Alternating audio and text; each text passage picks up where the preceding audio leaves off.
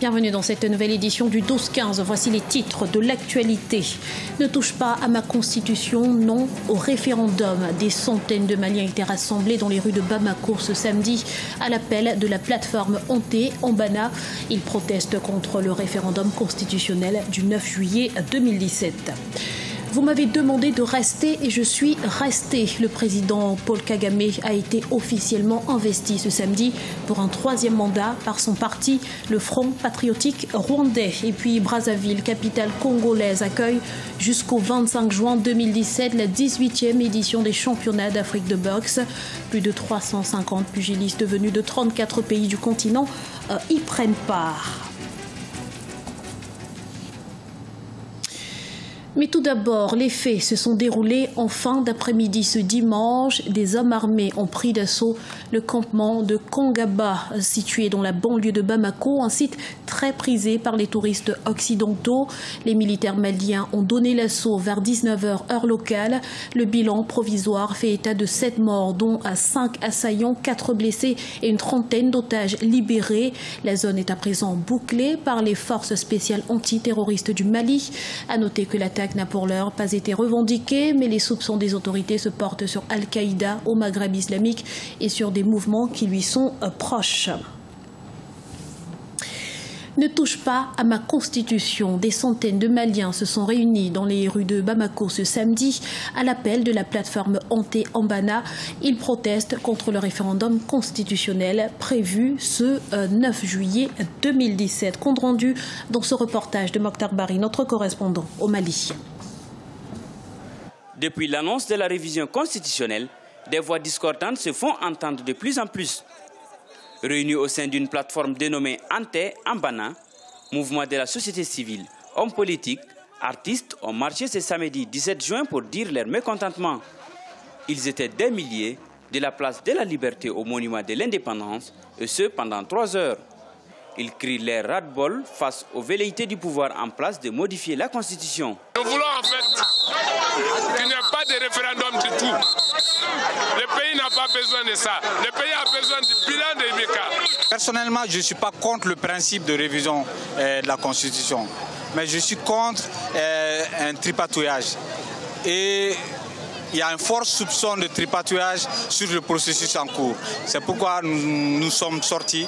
Étant entrepreneur, notamment de la diaspora, rentré au Mali et qui développe son entreprise entre les deux continents, on est face à beaucoup de difficultés qui font peur, qui font mal. Et voir la jeunesse mobilisée aujourd'hui, c'est un message que la jeunesse lance aux gouvernants. Pour les organisateurs, le Mali n'a pas besoin d'un scrutin de ce genre en ce moment. Motif invoqué, l'insécurité qui se vit au centre et au nord du pays, mais aussi l'occupation de certaines zones qui échappent au contrôle de l'État. Pour nous, c'est un jour de gloire. Le peuple malien a montré qu'il peut être uni au moment les plus difficiles. Aujourd'hui, c'est la vie du peuple qu'il s'agit. C'est la vie de notre pays qu'il s'agit. C'est de l'avenir du Mali qu'il s'agit.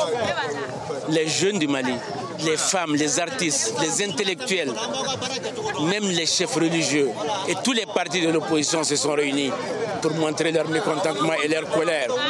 Nous sommes en colère contre le tripatouillage de notre Constitution. Nous sommes en colère parce qu'on veut instrumentaliser notre Constitution. Nous sommes en colère parce que le président veut s'arroger des pouvoirs indéfinis. La plateforme créée il y a à peine une semaine entend amener le gouvernement à renoncer au projet de révision de la Constitution. La campagne pour le référendum, quant à elle, démarre ce 23 juin pour s'achever le 7 juillet à minuit. Ce n'était plus qu'une formalité. Le président Paul Kagame a été officiellement investi ce samedi par son parti, le Front patriotique rwandais, en vue de la présidentielle du 4 août 2017. Il a récolté 1929 voix sur 1930 participants. Sharon Kamara. C'est la fin d'un faux suspense. Sans surprise, le parti au pouvoir au Rwanda, le Front patriotique rwandais, a désigné samedi 17 juin le président sortant Paul Kagame, candidat du parti pour les élections prévues le 4 août 2017. Vous m'avez demandé de rester et je suis resté. Nous devons faire les choses différemment et travailler plus dur pour que les 7 années à venir nous donnent une sorte de transition. Je vous demande de vous battre avec moi afin de surmonter les défis qui vous ont contraint à me demander de rester. Au pouvoir depuis 2000, le président Paul Kagame a la possibilité de briguer un 3e mandat depuis qu'il a fait modifier la constitution du pays en 2015 à la suite d'un référendum. Celle-ci a permis de rallonger la durée des mandats à 7 ans. Elle permet surtout au président Kagame de se représenter pour un 3e mandat de 7 ans, puis à 2 autres de 5 ans. Ce n'était pas vraiment une surprise parce que depuis l'année, lors du discours annuel, le président a, d'une façon ou d'une autre, annoncé qu'il va accepter si le SPR le demandait. Donc, le fait qu'il sentait déjà que le SPR peut le désigner comme candidat. Donc. Le 4 août, ils seront environ 6,8 millions de Rwandais à aller voter. Jusqu'à présent, ils sont 5 candidats à avoir déclaré leur volonté de se présenter à l'élection. La liste provisoire des candidats sera présentée le 27 juin et les noms des candidats qualifiés seront publiés le 7 juillet, une semaine avant le début de la campagne. L'actualité sportive à présent, le Cameroun a raté ses débuts en Coupe des Confédérations.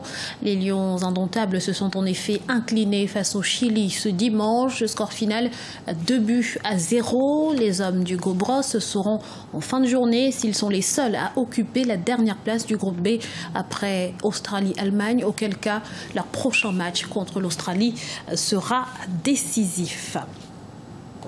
Brazzaville, capitale de la boxe, jusqu'au 25 juin 2017. Le coup d'envoi de la 18e édition du championnat d'Afrique de boxe a été donné ce samedi par le Premier ministre congolais Clément Mouamba. Plus de 350 professionnels venus de 34 pays du continent sont en compétition. Reportage de notre correspondant à Brazzaville, Deva Panzo. Brazzaville est la capitale de la boxe africaine du 17 au 25 juin grâce à l'organisation du championnat continental dans cette discipline. Lancé ce samedi 17 juin 2017 au gymnase Nicole Oba de Talangaï dans le 6e arrondissement de Brazzaville par le Premier ministre Clément Mouamba, le championnat d'Afrique de boxe permettra de qualifier 40 boxeurs qui prendront part à la Coupe du Monde Hambourg 2017. Je déclare ouvert le championnat d'Afrique des Nations de boxe AFBC Brazzaville 2017, qualificatif au championnat du monde de boxe Allemagne 2017. La dernière édition n'avait pu réunir que 19 délégations en 2015 au Maroc. Cette fois-ci à Brazzaville, 354 boxeurs venus de 34 pays vont se mesurer les uns aux autres dans les sites retenus, le Palais des Sports de Kintélé et le gymnase Nicole Oba de Talangaï. On a 354 boxeurs, 94 officiels, contre dans le temps, c'était 100 boxeurs, ainsi de suite. Là, j'apprécie parce que les gens ont pu connaître et comprendre que Brazzaville est un carrefour immanquable donc de la boxe. Notons que le public attend de meilleurs résultats pour l'équipe nationale congolaise après un bilan moins reluisant lors des Jeux africains en 2015. Ces derniers ont effectué une bonne préparation selon les responsables de l'équipe nationale. Nous avons préparé les boxeurs pour ne plus avoir l'échec. Nous avons l'assurance qu'il n'y aura pas l'échec. Le public congolais, je vous assure, venez nombreux, vous ne serez jamais déçus. Ainsi, la compétition débute ce dimanche 18 juin avec les combats préliminaires et les finales sont prévues le 25 juin. L'organisation du championnat d'Afrique de boxe par le Congo est une occasion pour le pays de valoriser une fois de plus les infrastructures sportives dont il dispose. Ce journal a été réalisé par l'ensemble de la rédaction. Merci de l'avoir suivi. Restez sur Africa 24, l'information continue.